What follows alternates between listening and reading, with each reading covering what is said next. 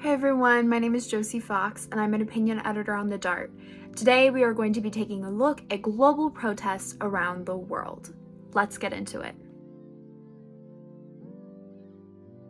If you Google Global Protest Tracker, the first link that will pop up is from the Carnegie Endowment. To my surprise, the Carnegie Endowment for International Peace has created a global protest tracker that has an interactive list of protests that occur every day around the world.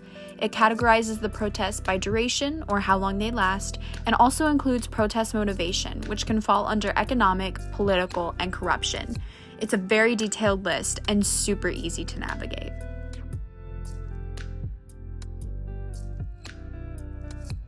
So one of the first protests I want to take a look at on this list is the coup protests in Myanmar. Myanmar is located in Southeast Asia and neighbors Bangladesh, Thailand, and China, among some other countries. Prior to 1948, Myanmar was under British rule, and that same year it gained independence from the British. Nearly 12 years after gaining independence, the country was ruled by the armed forces from 1962 to 2011.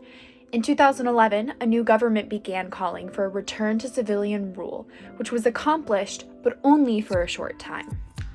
On February 1st, 2021, the Burmese or Myanmar's military seized control of the Myanmar government following the landslide election of the NDL party, who have been maintaining and fighting for democracy, free elections, and civilian rule for decades. The military has declared a year-long state of emergency and have filed claims of election fraud against the opposition party, the NDL party.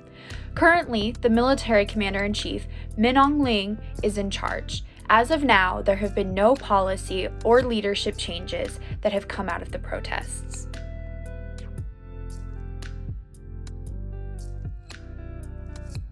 The second protest we'll be taking a look at are the farmer protests in India. These protests began shortly after 3 farming laws were passed by the Indian government.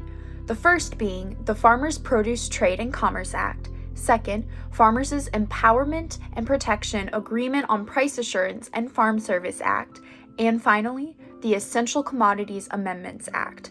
Many farmers have been protesting these 3 acts since September of 2020. One of the biggest reasons why these protests are so political is because, according to CNN, agriculture is the primary source of livelihood for about 58% of India's 1.3 billion residents, and farmers are the biggest voting bloc in the country, making farming a central political issue. This has the potential to impact the re-election of the current Prime Minister, Narendra Modi, in the 2024 general election. As of now, there have been no policy or leadership changes that have come out of the protests.